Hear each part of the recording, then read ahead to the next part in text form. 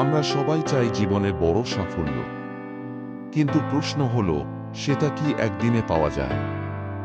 না, সাফল্য আসে ছোট ছোট অভ্যাসের মাধ্যমে।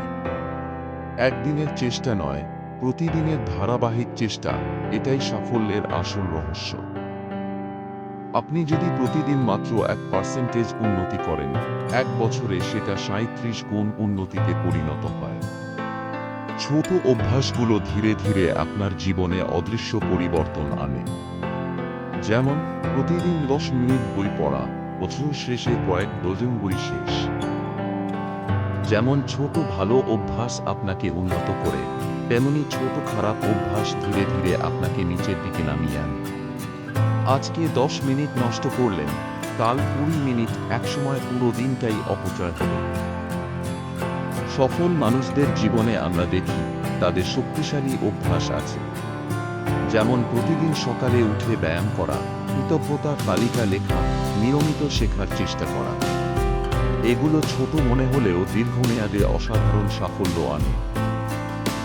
ছোট অভ্যাসগুলোর আসল শক্তি হল কম্পাউন্ডিং।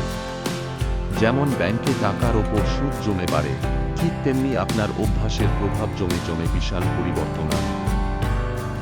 একজন সাধারণ মানুষ প্রতিদিন 30 মিনিট হাঁটা শুরু করলেন। প্রথমে কিছুই পরিবর্তন দেখা গেল না, কিন্তু কয়েক মাস পর তিনি ওজন কমালেন, আত্মবিশ্বাস বাড়ালেন, এমনকি অন্যদেরও অনুপ্রাণিত করলেন। এটাই ছোট অভ্যাসের শক্তি।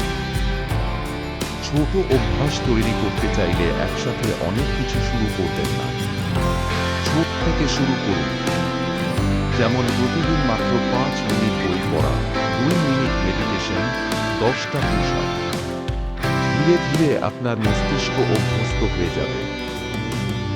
মনে রাখবেন, বড় পরিবর্তন একদিনে আসে না। ছোট অভ্যাসই সময়ের সাথে আপনাকে নিয়ে যায় বড় সাফল্যের দিকে। আজ থেকেই শুরু করুন একটি ছোট ভালো অভ্যাস। হয়তো সেটাই আপনার জীবনের মোড় ঘুরিয়ে দেবে।